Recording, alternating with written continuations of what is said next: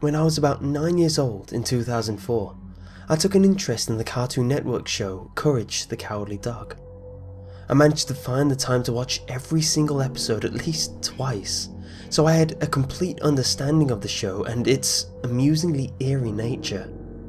However, as I got older, my fascination with the show gradually waned as I began going to high school and gaining a job and such. It was only until about a month ago that I remembered the show, but I got to see something I probably wasn't supposed to. One day, I was roaming a thrift store after being dragged there by my mom. I was browsing the crap on the shelves and saw a stack of DVDs. One of them, I noticed, was the 3rd season of Courage. That was my favourite season, so naturally I picked it up for the measly price of $3. When I got home, I stuck it in my computer and immediately hit play all when the menu came up. I skipped some of the episodes I used to watch rather frequently and everything was normal, until I hit the 10th double episode. If you don't know, it's one of those shows that has 2 episodes about 12 minutes long. The first one was called Fishy Business, in which the family is tried by a court of marine animals and are deemed to be uncivilized. The beginning of the episode has Courage trying to teach a little red fish with orange fins and big purple eyes to jump through a hoop. Stupid, I know. Muriel walks in with a tray of sushi she made. At one point, Courage reaches for a piece, which causes the fish to recoil in shock. When the fish antagonist of the episode takes the family to the underwater courtroom, something happens that I've always thought was weird. The little fish jumps out of the bowl and lands on the tray of sushi, cautiously looking around. After the coast is clear, the fish puts on a maniacal expression while using a pair of chopsticks to eat the sushi. I always thought this part was a little too creepy of a thing to put in a kids show. I mean, they just showed a fish cannibalizing its own kind and apparently enjoying the hell out of it. Normally it goes into the next scene after he takes the first bite, but in this version, he continues to eat the flesh, displaying the same level of psychotic bliss as when he begun. He finished the entire tray in about a minute, then turned to look into the camera for about 10 seconds with a lunatic expression. After 10 seconds of exchanging gazes with this insane creature, the scene cut to static for a full minute before it abruptly cut back to the episode, where the family is sentenced to live in the bowl.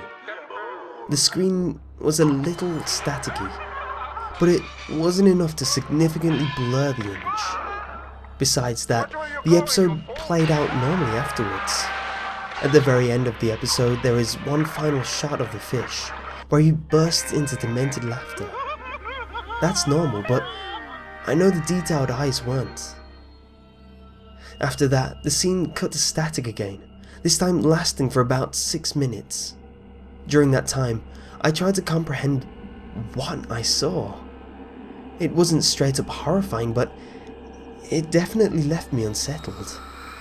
Why did it show me what it did? Why did that fish look at me like that? What does it all mean? My thoughts were cut short when, to my surprise, a video clip began. I was getting more freaked out at this point and considered turning off the computer altogether, but I decided to watch it. I mean, who knows, it might clear something up.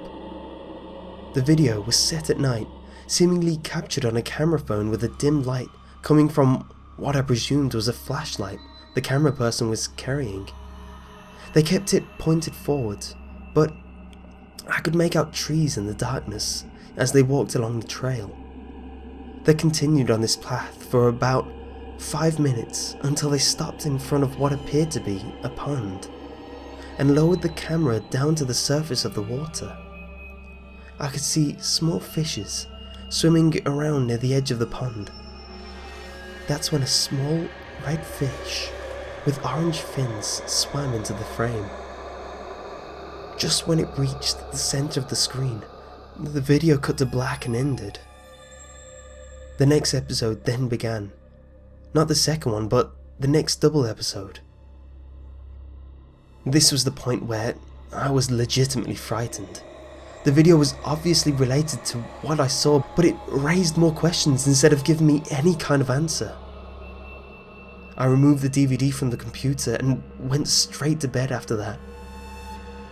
About a week after that night, I went with some friends to a park just before I would go to work. We were hanging around a pond as I looked into the clear surface of the water. My stomach churned as I saw a little red fish with orange fins swim up near the surface.